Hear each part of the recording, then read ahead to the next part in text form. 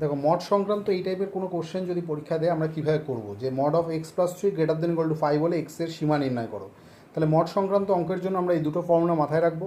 প্রথমটি হচ্ছে যদি mod x less than equal to a হয় তাহলে এক্সের মান মাইনাস এ থেকে প্লাস এর মধ্যে হয়, আর যদি mod x greater than equal to a হয় তাহলে এক্সের value less than equal to minus a অথবা x greater than equal to plus a হয়।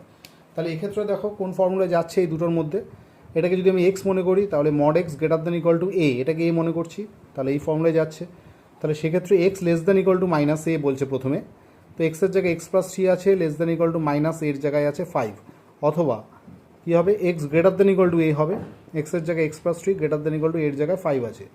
তাহলে এখান থেকে আমরা পাচ্ছি x less than equal to minus five, এটা ডান দিকে গেলে মাইনাস থ্রি, অর্থাৎ x less than equal to minus eight. ওইখান থেকে পাচ্ছ x greater than equal to five minus three, তাই তো, তার মানে x greater than equal to two, অর্থাৎ x less than equal to minus eight অথবা এক্স গ্রেটার দেন